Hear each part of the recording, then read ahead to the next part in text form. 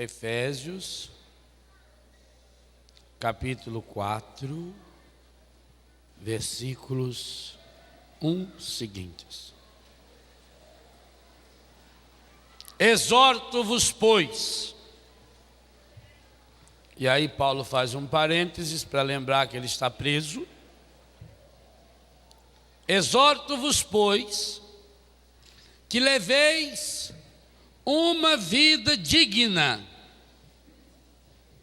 da vocação a qual fostes chamados. Que vocação é essa? Que vocação que nós fomos chamados? Coragem. Não desanimem.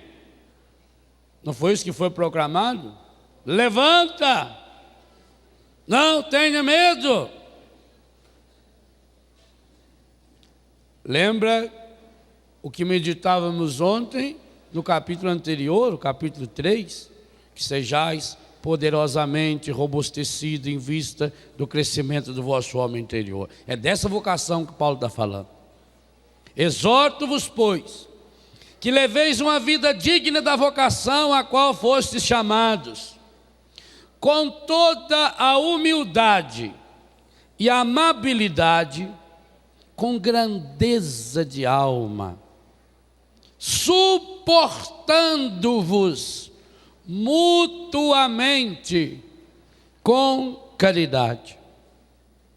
Sede solícitos em conservar a unidade do Espírito no vínculo da paz. Sede um só corpo e um só Espírito, assim como fostes chamados pela vossa vocação a uma só esperança, a um só Senhor, uma só fé, um só batismo, a um só Deus e Pai de todos. Agora que tradução espetacular da Bíblia Ave Maria. A conclusão desse versículo 6. É fabuloso. Há um só Deus e Pai de todos, que atua acima de todos, por todos e em todos. Olha que espetáculo. Há um só Deus e Pai de todos. Que jeito que ele atua? Primeiro ele atua acima. Segundo, modus operandi de Deus. Gostou do modus operandi? É que antes nós estávamos no grego, agora vamos um pouco para o latim. Já que falamos até japonês. O modus operandi, o jeito de Deus agir. Primeiro ele atua acima de todos. Segundo modo, por todos. Por significa a nosso favor, mas também significa através de nós. E para isso ficar claro, em todos. Observe o jogo de palavra que Paulo faz entre um e todos. Quantas vezes ele repete aí a palavra um ou uma? Exorto-vos, pois, que leveis uma vida digna da vocação a qual foste chamado, com toda a humildade e amabilidade, com grandeza de alma, suportando-vos mutuamente na caridade. Sede solícitos em conservar a unidade do Espírito no vínculo da paz. Sede solícitos. Sede um só corpo, um só Espírito, assim como fostes chamados pela vossa vocação a uma só esperança, a um só Senhor, uma só fé, um só batismo, um só Deus e Pai de todos, que atua em todos, acima de todos e que atua por todos. Palavra do Senhor. Eu penso que aqui nós vamos entender, e se você principalmente que veio hoje, quiser compreender tudo que Deus está nos ensinando nesse acampamento, penso que valeria a pena ouvir aquilo que Deus foi nos falando desde a missa da abertura na sexta-feira à noite. Essa missa não foi transmitida pela televisão, mas está gravada em fita de vídeo. Não está? Está gravada. Mentiram, então. Quem mentiu depois vem aqui pedir perdão. Está gravado. Ora. Esse senhor aqui está mentindo então. Minha assessora para assuntos gravatórios. Está gravado. Pode não estar ainda reproduzido, isso aí já é outra história. Pode ser que não esteja gravado aqui, em algum lugar está. Não, mas está gravado aqui. Olha, seria interessante por quê? Porque lá nós falávamos 3 coisas importantes que embasaram o que aconteceu ontem e o que está acontecendo hoje. Quando nós usávamos a mesma definição de coragem que o Padre Jonas, que não ouviu, porque estava celebrando no Rio, hoje também retomou.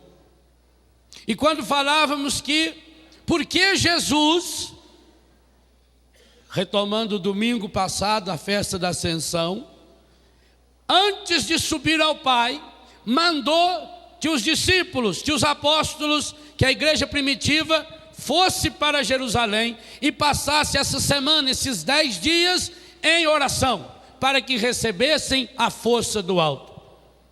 E nós dizíamos ali então, se eles já tinham o Espírito Santo, os apóstolos não tinham o Espírito Santo? Maria não tinha o Espírito Santo? Tinha. É lá que nós falamos porque que Maria é o contrário de Eva. E o anjo disse isso quando chegou para saudá-la e olhou para ela e disse: ave. Ave é Eva ao contrário, porque ela fez o contrário que fez Eva, e por isso ela é feliz.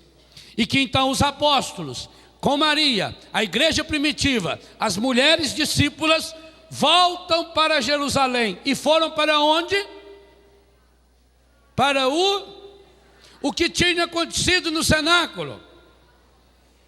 O cenáculo tinha sido o lugar onde Jesus havia celebrado a última ceia, como o Papa lembra, e eu vou retomar na missa hoje à tarde, a fonte e o ápice da unidade da igreja, a comunhão, aonde a igreja expressa o ápice da sua unidade, e ao mesmo tempo da partilha, do mesmo pão que todos nós comemos, do mesmo cálice que todos nós bebemos. Eles voltam então para aquele lugar, era o referencial que eles tinham. Mas acontece que, quantas pessoas participaram da última ceia? 13, sem contar cozinheiro, fotógrafos, garçons. Então, no máximo 20 pessoas. E agora eram quantos? 120. Como é que iam caber naquele lugarejo pequenininho lá em cima? Eles não puderam ficar lá em cima. Foram para onde? Para o porão. Mas isso também é intenção de Deus. Eles foram embaixo da onde Jesus tinha tirado o pedaço do seu coração. Por isso, o capítulo 19, 34 de São João diz que Maria e João estavam de pé e não deitado. De pé significa estou pronto, por isso que nós lemos o Evangelho de pé, e por isso que se deve receber a comunhão de pé. Você deve ajoelhar-se, prostrar-se se puder, na hora da consagração. Você deve ajoelhar e permanecer ajoelhado quanto tempo conseguir na hora da adoração. Mas na hora da comunhão você tem que estar de pé, como Maria. A não ser que você não queira seguir Maria. Maria estava de pé. De pé significa, estou aqui, eu estou pronto. É por isso que eu sou fraco, Senhor. E a fraqueza não simboliza no ajoelhar. Gente, pelo amor de Deus, estão confundindo dobrar o joelho com fraqueza. Dobrar o joelho é adoração, é reverência, e não fraqueza. Então eu devo receber a comunhão de pé. E isso a igreja nos ensina. A igreja levou tempo para aprender isso também, como aprendeu tantas outras coisas. Então eu devo estar de pé. Por isso eu abro a minha mão na altura do meu coração, faço um altar, não uma concha. Tem gente que vem assim com a concha, como se estivesse pegando alguma coisa. Ou pior ainda, vai com a mão assim. Faça um altar para Jesus, ó. Aqui, ó. Reproduz o altar. E vai em pé dizendo: Senhor, eu sou fraco. Mas eu já disse isso antes. Senhor, eu não sou digno que entreis em minha morada. Uma só palavra eu serei salvo. Vai dizendo isso. Maranatá, vem. Então eu vou de pé. Maria estava de pé. Ora, foi intencional então. Jesus, quando mandou que voltasse para Jerusalém, não indicou o lugar. Indicou? Não. E por que eles foram para aquele lugar? Porque tinha sido a grande experiência deles. Primeiro, ali no cenáculo eles tinham participado da última ceia.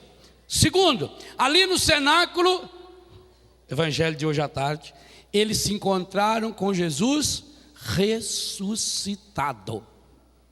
Então eles não tiveram dúvidas, eles tinham um referencial, eles sabiam onde correr, eles estavam com medo. E o evangelho de hoje vai dizer, eles estavam com medo dos judeus, então eles foram correndo para onde Jesus mandou. E o fato de não caber em cima, os coloca no porão. O porão significa que eles ficaram exatamente embaixo. E por que embaixo? Porque é da cruz, do coração rasgado de Jesus, que flui sangue e água. Que sangue é esse que flui do coração de Jesus? O sangue da nova e eterna aliança. Mas não fluiu somente a Eucaristia, fluiu sangue e fluiu que água? Aquela que ontem Jesus berrava para nós à tarde, no versículo 37 do capítulo 7 de São João. Quem tem sede, vem a mim, vírgula, e beba quem crê em mim. É duplo movimento. Gente, infelizmente, a grande maioria dos católicos só obedece a primeira parte do versículo. Quem tem sede, vem a mim. Muitos até vêm ao Senhor, e a gente vê isso acontecendo até em acampamento. Muitos vêm ao acampamento, mas na hora da oração, na hora da pregação, está correndo, está andando, está falando, está berrando, está fazendo isso, está fazendo aquilo. Falta a segunda parte. Quem tem sede, vem a mim. Isso é uma reprodução de Isaías. Aquele que tem sede, eu vou dar de beber para valer de uma água viva. É aquilo que vai se reproduzir no Apocalipse.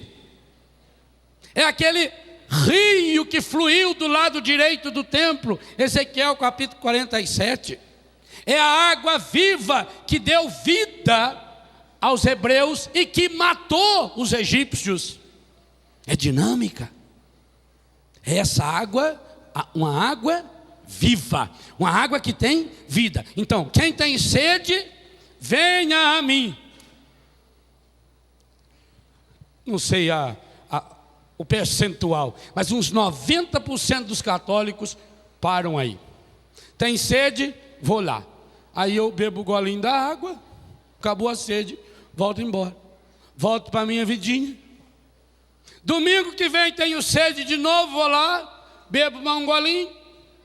E se na igreja não tiver, eu vou no centro espírita, porque eu quero paz. Paz não, eu quero sossego.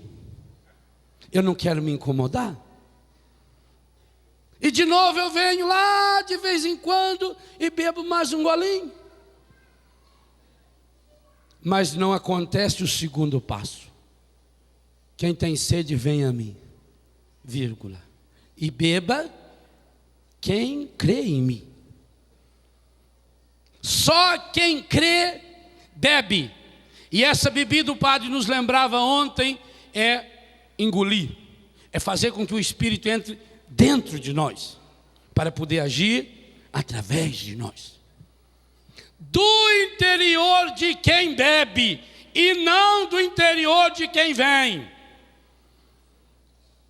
Muitos vêm, poucos bebem. Do interior de quem vem e bebe, acontece que torna-se um rio de água viva. Muitos de nós ficamos no conta-gota espiritual, porque eu tenho sede, todos nós temos sede. Há uma sede generalizada de Deus, às vezes até disfarçada. Todas as pessoas buscam Deus, todas, sem nenhuma exceção. O sujeito que sai e vai a 2, 3 horas da madrugada buscar um baseado, ele está buscando Deus. Só que está achando que Deus está no lugar errado. E por que será isso? E aqui vem o grande pecado que nós cometemos. Porque o traficante, porque os donos de prostituição são mais eficientes e eficazes do que nós que nos dizemos cristãos católicos. Eles atraem mais. Por que será? Porque nós não vivemos essa unidade, título que a Ave Maria dá para esse capítulo 4 de Efésios. Porque nós vivemos isoladamente, e isolados nós somos fracos.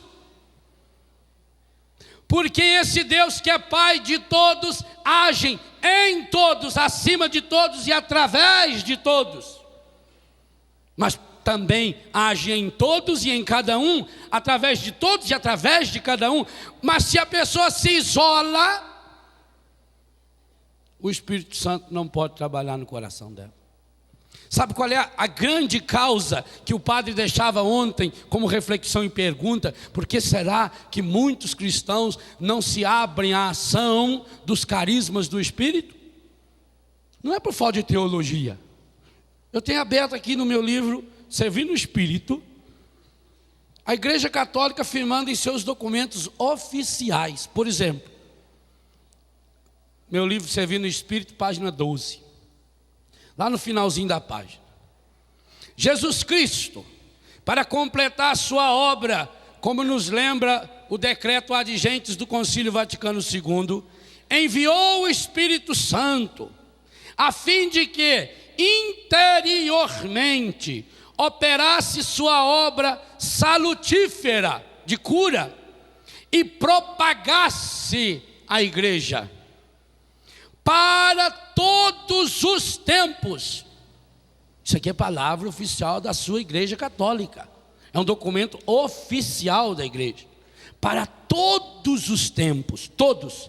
O Espírito Santo unifica a igreja na comunhão e no ministério, dotando-a, dando para ela, dotando-a com vários dons hierárquicos e carismáticos.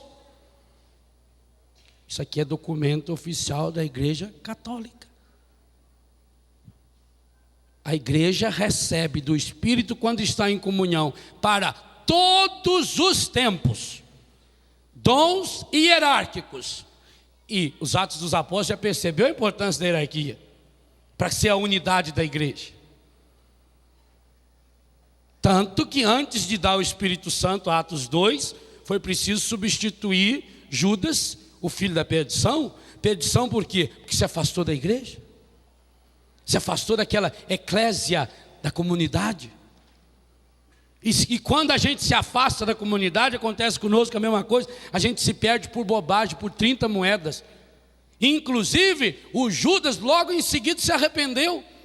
E fez inclusive uma confissão. Juridicamente falando, a confissão de Judas foi mais perfeita do que a confissão de Pedro.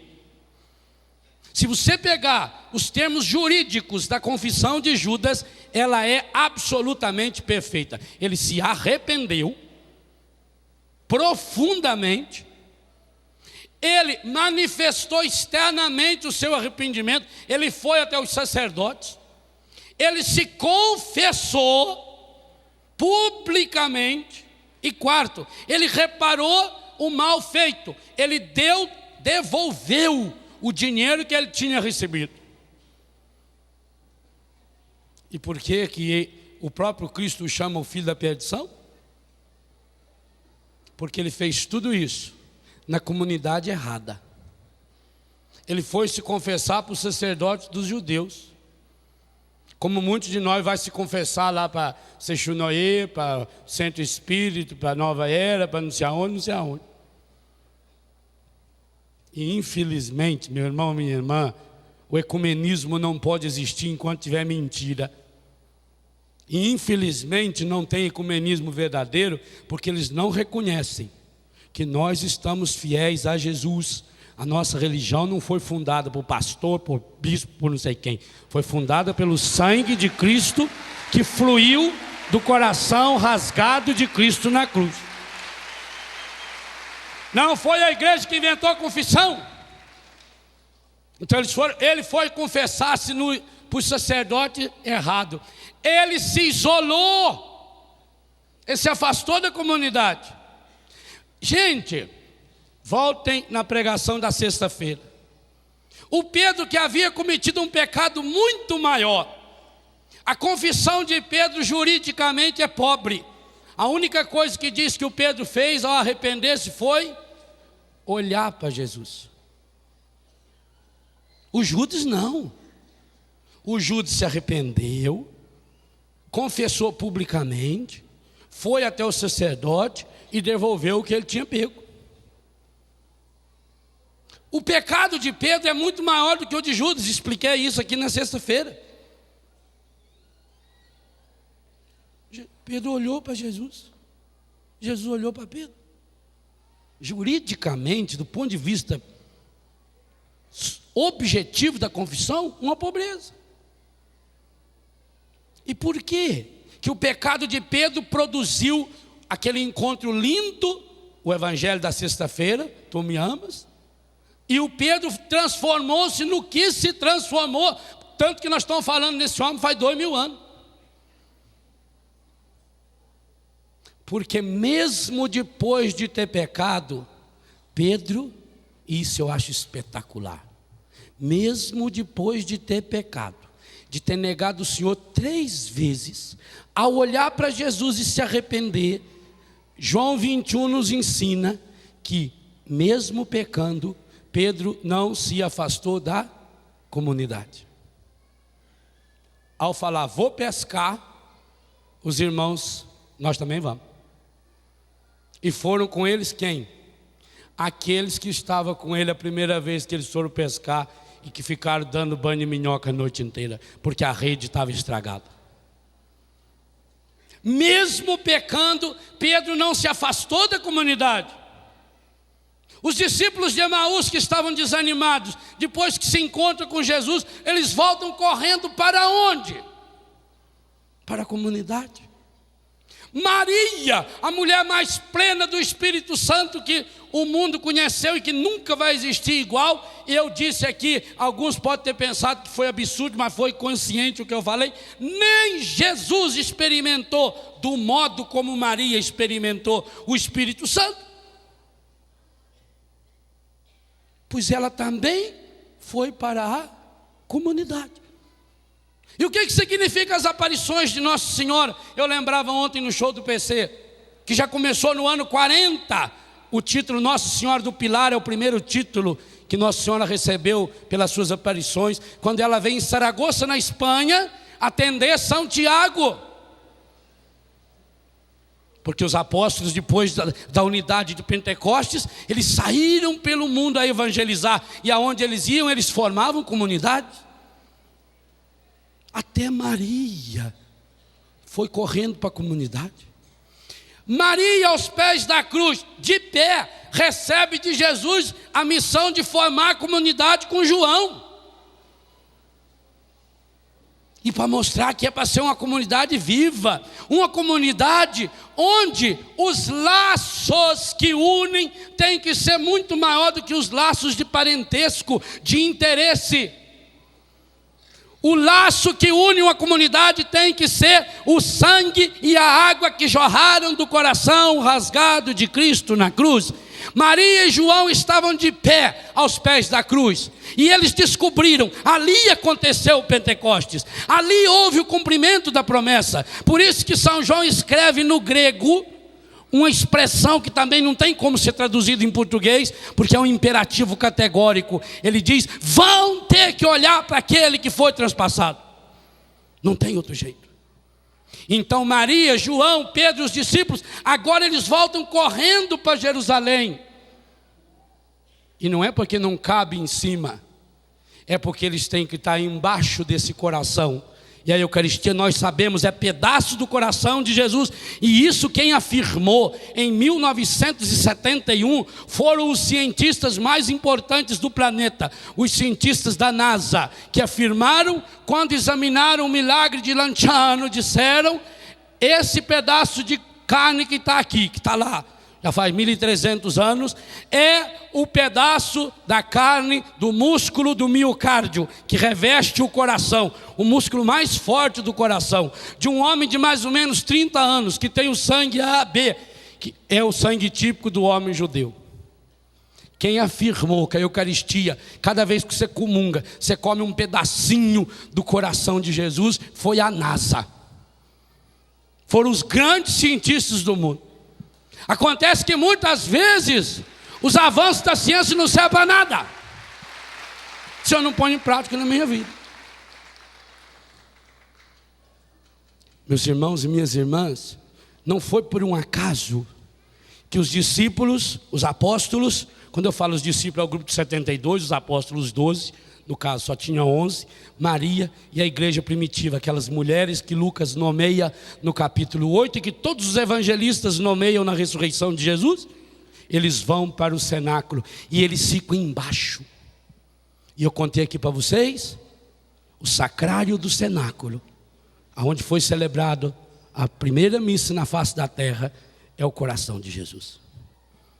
Então se você quer de fato ser uma pessoa cheinha do Espírito Santo, não tem outro jeito. Mais do que isso, a igreja nos apresenta isso como um dogma, porque se o texto que eu li era o decreto ad gentes, o texto que eu vou ler agora é da constituição dogmática. Portanto, é dogma da nossa fé. Quem não aceitar isso aqui que eu vou ler, não interessa se seja padre, bispo, seja quem for, quem não aceitar isso aqui que eu vou ler agora, não pertence à igreja católica.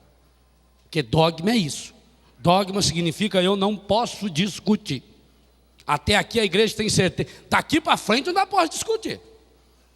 Até aqui a igreja tem certeza absoluta. E a constituição dogmática, Lumen Gentium, nos lembra que o Espírito Santo foi enviado para santificar, olha a palavra, perenemente.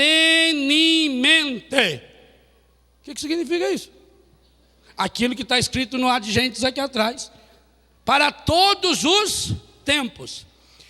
O Espírito Santo foi enviado para santificar perenemente a igreja, para que assim os crentes... Por que a Constituição dogmática usa o termo crentes?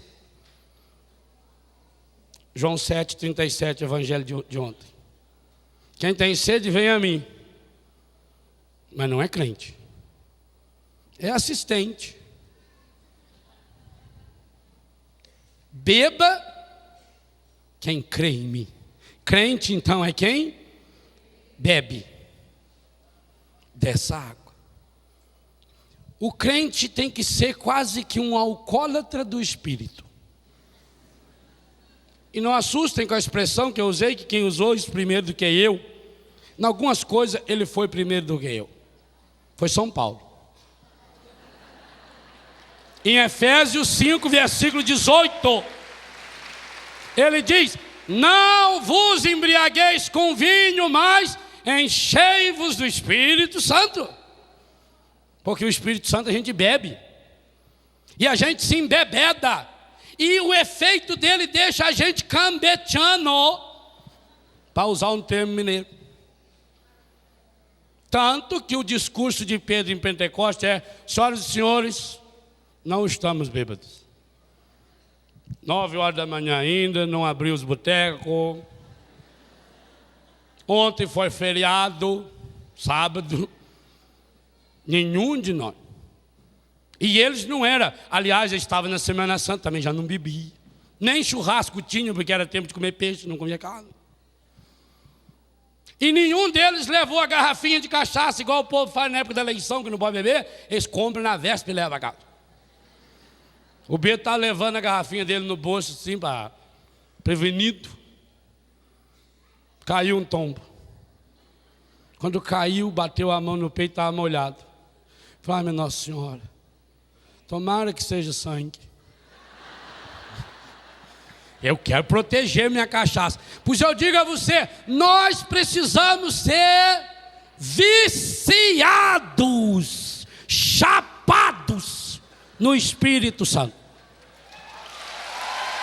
Injetar. Nós precisamos cheirar o Espírito. Aspirai. Aspirai o quê? É no evento? Nós precisamos baforar o Espírito, como se faz com o crack, que o Espírito é fogo. Nós precisamos beber o Espírito, porque ele é água. Não tem outro jeito. A relação dependente. E é uma coisa interessante que já está lá na profecia de Joel 3. Eu vou derramar o meu Espírito sobre todos, vossos filhos, vossas filhas, os anciãos, vossos escravos e escravas.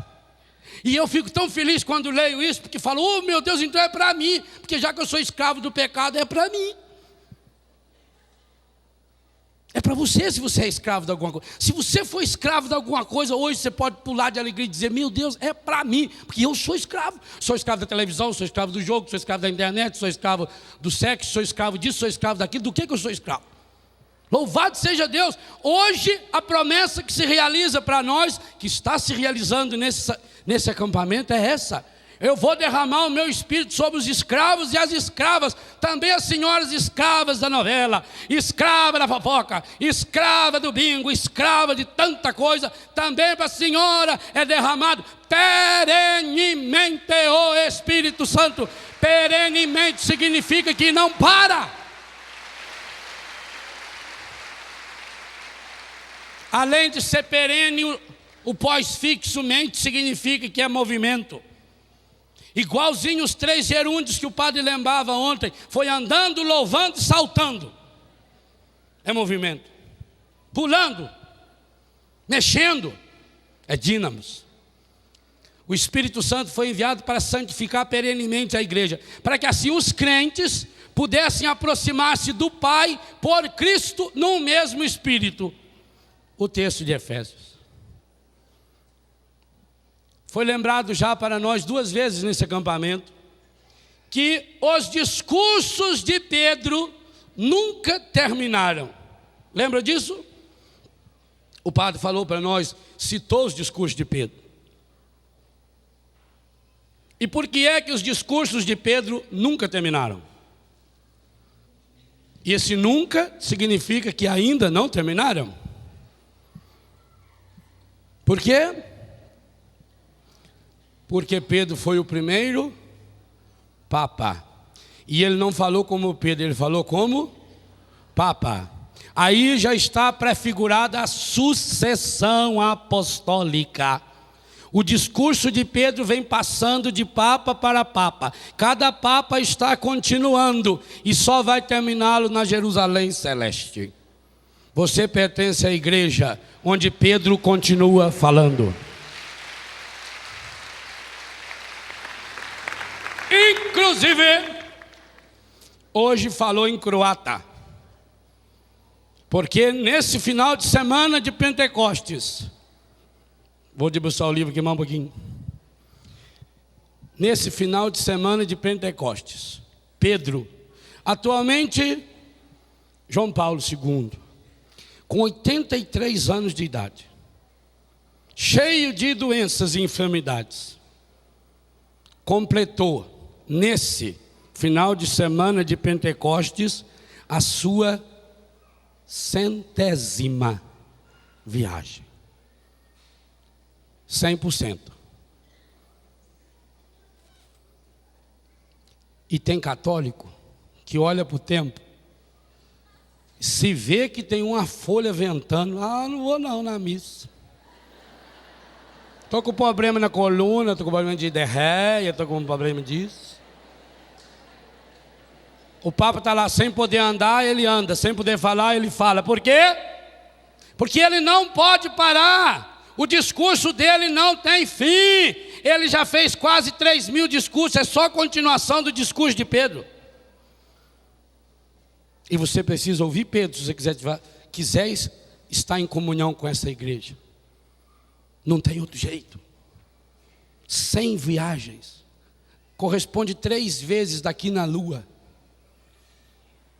Sabe o que é isso? Aprendeu a falar quantas línguas para se comunicar com o mundo? Um homem que o primeiro discurso dele entrou para a história, porque ele, quando ficou papa, nenhum jornalista, nenhum jornal do mundo, nem da Polônia, citava-o como possível candidato a papa. Foi a surpresa da surpresa. E aí vem um polaco, e a primeira vez que ele aparece, ele diz: por favor, se eu errar, vocês me corrijam. Ele estava falando do italiano, e muita gente pensou que era só uma questão semântica, mas não era. Ele fez isso ao longo desses 25 anos, está fazendo. A igreja está vivendo com João Paulo II um perene Pentecostes. Por isso que nós somos essa geração João Paulo II, essa geração que não desiste. Já tentaram derrubar ele quantas vezes? Mas a bala que derrubou momentaneamente, ele mandou colocar, entregou, e Dom Serafim, bispo da Leiria e de Fátima, incrustou, e eu vi, assim, aqui aí, ó, na coroa de Nossa Senhora de Fátima. Para nós isso é muito forte, meus irmãos. A aparição de Fátima é a única de todas as aparições em que Maria demonstra com clareza que sabe falar o meu e o seu idioma. Maria fala português. Maria conversa na nossa língua. Pode falar com ela na sua língua. A bala está lá. Aonde é que você coloca as balas que jogam contra você? Quantos aqui pega a bala que joga contra ele e leva lá no centro espírita? Manda costurar na boca do sapo. Outro dia eu estava lendo o jornal Diário Catarinense. Eu ganhei um casal de labrador, de um casal amigo. E eu queria arrumar lá um adestrador para os cachorros. Cachorro muito bonito. Aí eu fui no jornal Diário Catarinense, na seção de bicho, para ver se achava lá um endereço, um telefone. E estou lendo, de repente chama a minha atenção. Estava o anúncio assim: compro sapo. Aí eu pensei, nossa senhora, ou é algum laboratório para fazer experiência, que antigamente na escola eles secavam o sapo, né? Ou é para macumba, para costurar a boca, o nome da sogra por dentro. Só deve ser para isso. Aí aquilo ficou na minha cabeça, aí eu não aguento, né? Tinha o número do telefone, peguei o meu telefone. Alô? Se por favor, eu estou lendo aqui no jornal, não sei se é brincadeira ou não. Você está interessado em comprar sapo? Ela disse: ah, sim. O senhor tem para vender?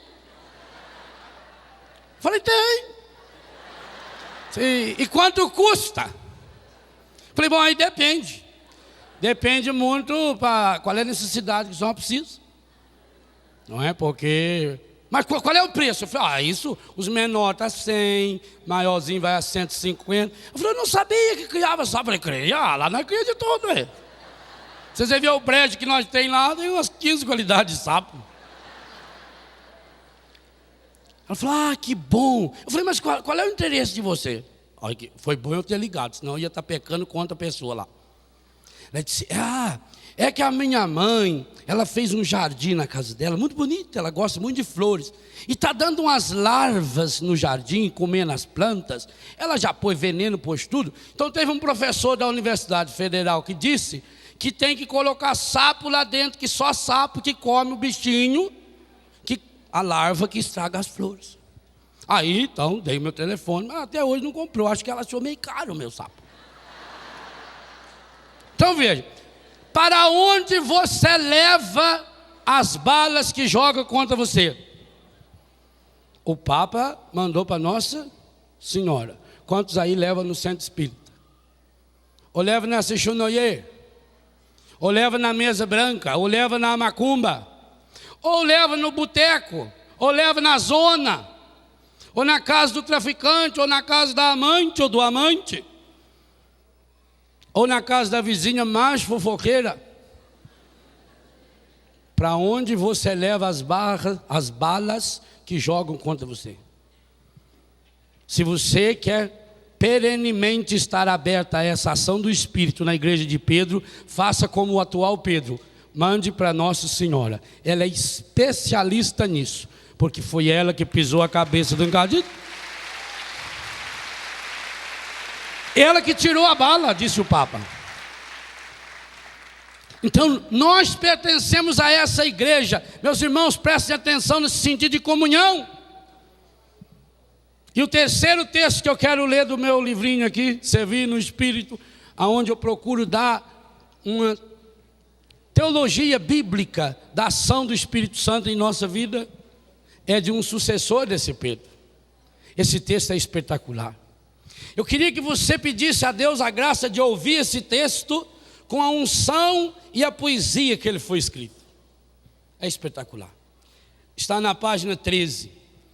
Esse é um discurso de Paulo VI, no ano de 1972. Portanto, há 31 anos atrás. Paulo VI diz: a igreja tem necessidade do seu Pentecostes permanente. Eu vou ler o texto todo para você não perder nenhuma palavrinha linda dele. Preste atenção. A igreja tem necessidade do seu Pentecostes permanente. Tem necessidade de fogo no coração, de palavras nos lábios, de profecia no olhar.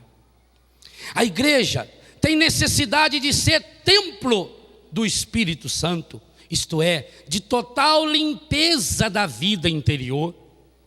A igreja tem necessidade de sentir que sobe do mais profundo da sua intimidade pessoal, como um gemido, uma poesia, uma oração, um hino, uma voz orante do Espírito, que, como nos ensina São Paulo, nos substitui e ora em nós e por nós, com gemidos inefáveis, e que interpreta a oração que nós, sozinhos, não saberíamos dirigir a Deus. Sua Santidade, o Papa Paulo VI, no dia 19 de novembro de 1972.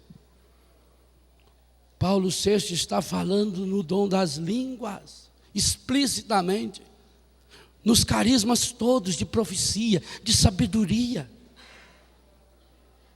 O Paulo VI chega a falar que nós precisamos ter o dom da sabedoria, até mesmo, e a profecia, até mesmo no nosso jeito de olhar. Mas diz, gente, e isso aqui me chama demais a atenção, está entre vírgulas, e quando algo está entre vírgulas, você sabe tanto quanto eu, é para destacar. E quando uma palavra só encontra-se entre vírgula, então essa palavra precisa ser o cerne do contexto da oração, da frase. Eu vou reler. A igreja tem necessidade do seu Pentecostes permanente. Tem necessidade de fogo no coração, de palavras nos lábios, de profecia no olhar.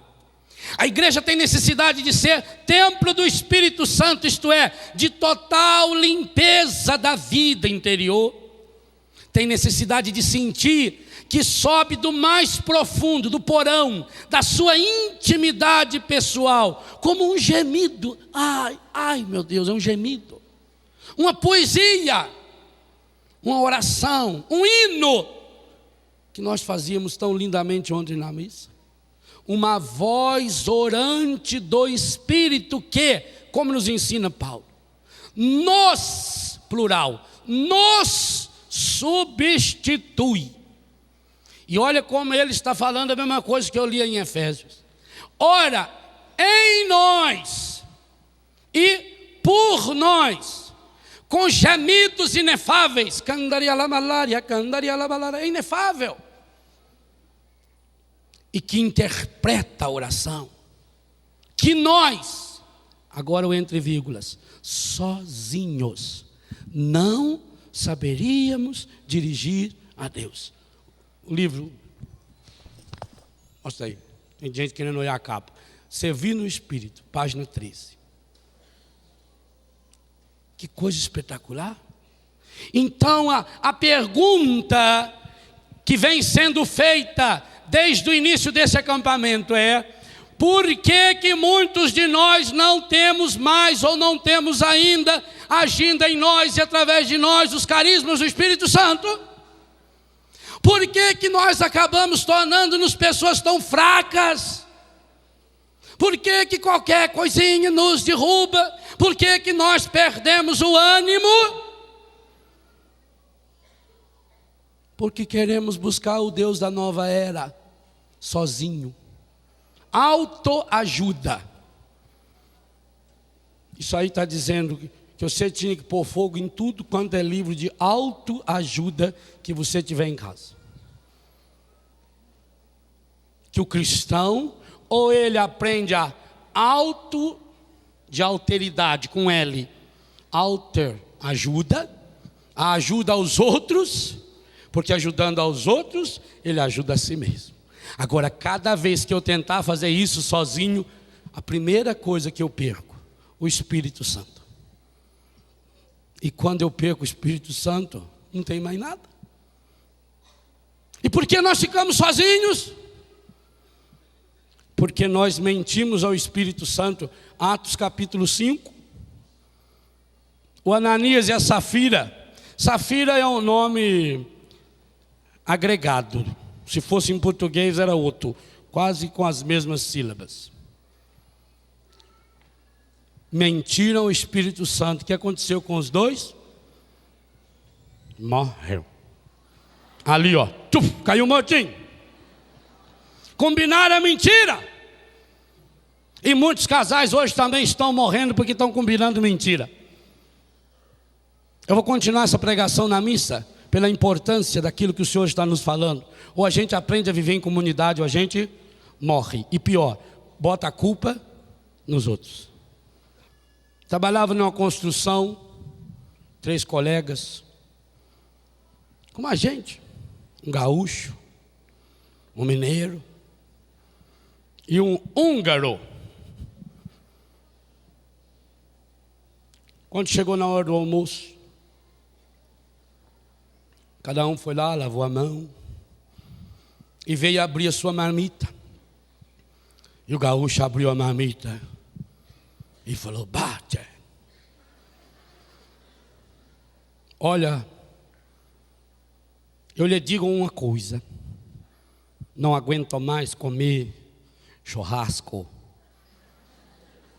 Se amanhã na minha marmita aparecer novamente churrasco, juro-lhes que me mato. O mineiro abriu a marmita dele, Falou, eu também. Deus livre. Torremos com ovo de novo.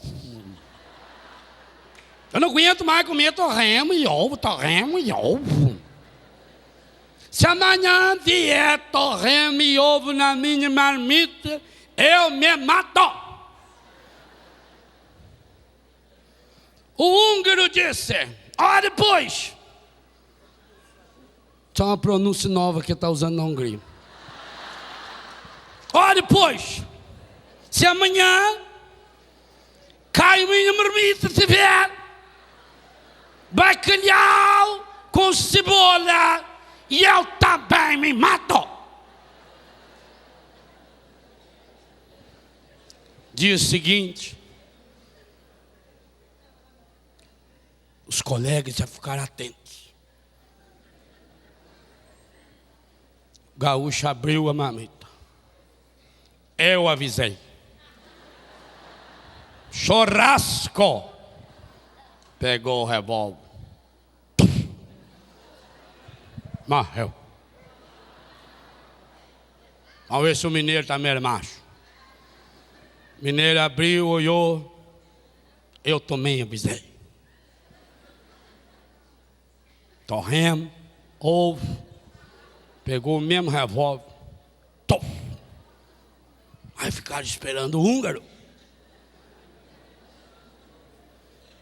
O húngaro abriu a marmita. Ai, Jesus, eu abusei! Bacalhau! Me dá lá esse revólver. Morreu. Os três cometeram suicídio. No velório, a firma pagou o velório. Estava lá os 3 caixões e as 3 viúvas.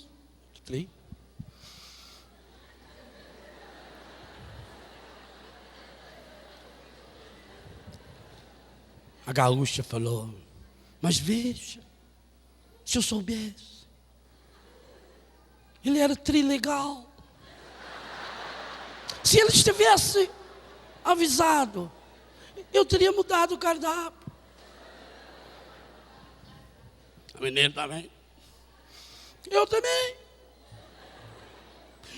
Para mim não era problema variar. A gente varia tanta coisa na vida. Eu também ia variar. Podia fazer um tutu, podia fazer um porquinho, angu, tem queijo. Mas ele não falou nada. A húngara virou e falou, não adianta olhar para mim, porque quem sempre fez a marmita dele era ele mesmo. Tristeza.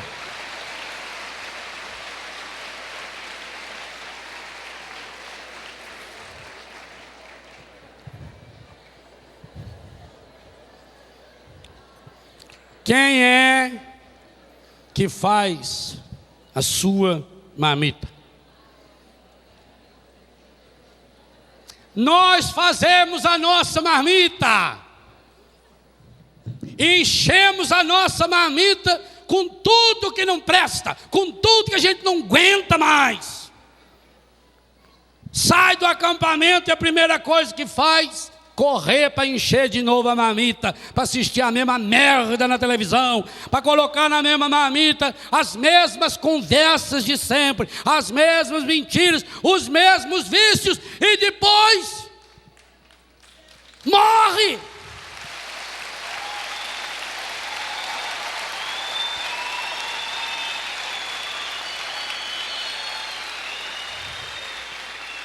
Nós estamos pior do que a marmita, enchendo o nosso coração com aquilo que não presta. Se aquelas 3 antas tivesse aprendido a viver em comunidade, era tão simples trocar as marmitas. A solução do seu problema está do lado. Mas o egoísmo faz você enxergar única e exclusivamente a própria marmita. Você está se matando porque está comendo o conteúdo de uma marmita envenenada que você mesmo está colocando quando se afasta da comunidade. Hoje é dia, e o Papa Paulo VI disse, no discurso dele aqui, de fazer uma limpeza no interior da marmita. A igreja tem necessidade de ser templo do Espírito Santo. Você não é qualquer marmita para colocar qualquer porcaria aí dentro, não. A sua comida foi preparada. E lembra no que eu falava sexta-feira. A sua comida foi preparada na beira da praia da sua vida pelo próprio Cristo. Por isso Jesus mandou preparar a mesa. Quem preparou a mesa foram os apóstolos. Mas quem deu de comer foi ele. O dono da mesa em Emaús era Cleofas e aquele anônimo, fundador do AA. Mas quem deu e partilhou o pão foi Jesus. Também na sua vida, você não tem desculpa.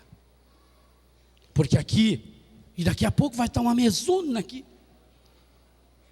Como essa mesma mesa que se reproduz. Gente, por dia, celebra-se em média no mundo 400 mil missas. Em 1.650 idiomas e dialetos diferentes. Deus fala, tomai e comei, este é meu corpo, em quase 2.000 línguas. 400 mil vezes em média por dia. E o que nós botamos na nossa marmita? Por isso não sei porque eu estou angustiado, deprimido, triste, decepcionado, amargurado, com raiva, caído. Templo do Espírito. E o Papa usa esse templo com T maiúsculo. Isto é, de total limpeza na vida interior. Se a gente não limpar essa marmita suja, que dá mal-estar, é como quando a gente come uma coisa ruim, aquilo fica remoendo aqui dentro, fica remoendo. A igreja precisa dessa limpeza interior. E meus irmãos, nós não temos desculpa. O Espírito Santo está sendo derramado perenemente. Aquilo que aconteceu em Pentecostes acontece hoje. Deus quer realizar isso hoje na sua e na minha vida. E eu não mereço, vamos falar sobre isso na missa, você não merece, graças a Deus que a gente não merece. Você é escravo de alguma coisa, louvado seja Deus que seja, porque o Espírito Santo está sendo derramado para escravos. Mas não sejam Maria, vai com as outras. Não é porque alguém está envenenando a marmita que você tem que envenenar a sua. Não é porque alguém está envenenando o coração. É assim mesmo, sempre foi assim. Não invente desculpas para se afastar da comunidade. Porque uma coisa é certa: o Espírito Santo não se afasta da comunidade. Ele não. Quando é que o Saul, primeira profecia de hoje que o Padre Jonas nos deu, quando é que o Saul recebeu o cumprimento da promessa feita pelo sacerdote, pelo profeta Samuel? Quando se encontrou com a comunidade. E você também. Nós nos afastamos da comunidade. E ao afastarmos-nos da comunidade, nós não podendo, e ninguém pode, banir o espírito do coração, nós vamos enchendo de cinzas. Nós estávamos limpando um terreno lá em casa. Aí um dos meninos falou para mim assim: já não era melhor botar fogo nesse mato que nós estamos cortando? Eu disse para ele: gasta muita gasolina, muito óleo, ainda mais que está molhado. Ele falou: não precisa de gasolina, não precisa óleo, não. Olhei para ele e falei: o nome dele é José. Você consegue pôr fogo nessa coisa molhada aí, sem gasolina, sem nada? Aí eu fiquei olhando ele fazer para aprender. Porque você, meu irmão, tem que saber que inteligência é você aprender com os erros dos outros, não com os próprios. Você não precisa dar um tiro no ouvido para saber que mata. Alguém deu um tiro no ouvido, você olha e fala assim, e como os dois já tinham morrido, dizem, nossa, mudou, minha marmita hoje aqui. Esconde o bacalhau, pronto. Você não precisa. Aí o que ele faz? Ele vai lá, limpa um pedacinho da terra e começa a arrumar galinho seco e faz um foguinho desse tamanho e deixa ali uns 15 minutos queimando. Ele diz que é para esquentar a terra. Olha. E depois ele vai botando graveto, pedaço de pau molhado, folha verde e queima tudo. Nós estamos precisando aprender a fazer esse fogo, porque disseram para nós, isso que eu disse para ele, que para fazer esse fogo nós precisamos dos combustíveis aí que o mundo inventa e que varia de preço conforme o desejo deles. Pois a igreja está dizendo que você tem uma chama desse fogo, a velinha do batismo simbolizou isso, que está dentro de você, uma chama que não se apaga nunca. Pode ser que esteja com cinza faz 30, 40, 50 anos, e é por isso que Jesus vai chegar hoje de tarde aqui de novo na missa e vai soprar. Sopra, Senhor, sopra sobre mim, Senhor, o teu Espírito Santo. Fica de pé e peça. Sopra sobre mim, Senhor, essa brisa suave de Pentecostes. Sopra, Senhor, sobre mim, sobre cada um de nós, Senhor. Eu quero voltar para a comunidade, Senhor. Eu quero voltar a me comprometer com a comunidade família, a comunidade igreja, a comunidade que eu vivo, Senhor. Eu quero voltar, Senhor, para o seio da tua igreja, a comunidade daqueles que um dia experienciaram o banho de regeneração da água viva do Espírito, aqueles que se alimentam, Senhor, com o seu corpo e com o seu sangue. Eu preciso desse alimento, Senhor. Eu também estou sendo Maria vai com as outras, Senhor. Eu também estou me matando a minha família, Senhor, porque eu estou colocando dentro do meu coração, muito pior do que dentro da minha marmita, a comidinha de sempre, Senhor, da mentira, do ódio, das briguinhas, dos individualismos, Senhor. Mas hoje, Senhor, eu estou aqui nessa comunidade, Senhor, e eu quero pedir, sopra, Senhor, sopra sobre mim, sopra sobre cada um de nós, em nós, através de nós, e sopre por nós, Senhor, a força do teu Espírito Santo. Levante seus braços e peça, eu preciso, Senhor, eu necessito, Senhor, eu quero, Senhor, eu estou voltando para a comunidade, Senhor, eu não quero mais viver longe da tua graça, Senhor, eu não quero deixar mais, Senhor, que as cinzas sejam maiores do que a chama que está dentro do meu coração. Sopra hoje, Senhor, manda embora, Senhor, as cinzas que eu estou deixando amontoar sobre mim, Senhor. Há tantas tranqueiras, Senhor, que eu deixei botarem na minha vida. Sopra, Senhor, sopra sobre mim, Senhor, como uma brisa suave, uma brisa nova, um fogo impetuoso, um vento impetuoso, Senhor, que trema esse lugar, Senhor, que trema o meu coração, que trema o coração desse meu irmão, dessa minha irmã, Senhor, que agora está diante da televisão, esse meu irmão e essa minha irmã que agora entra em comunhão profunda, Senhor, nessa rede muito maior que a internet, é a rede do seu coração, Senhor. Pesca-nos de novo, Senhor, para a tua barca, Senhor. Leve-nos de novo, Senhor, para o coração da sua igreja. Nós queremos estar em comunhão com a igreja de Pedro. Nós queremos estar em comunhão com essa igreja, sobre a qual é perenemente, contínuo e constantemente derramado o vento, o fogo, a água viva de Pentecostes. Sopra, Senhor, sopra sobre mim, sopra sobre nós, Senhor. Vem, Senhor, vem sobre cada um de nós, Senhor.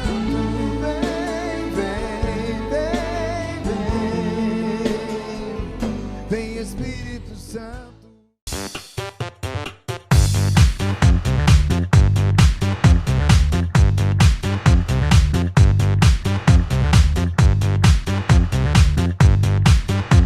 CançãoNovaPlay.com. Assine já!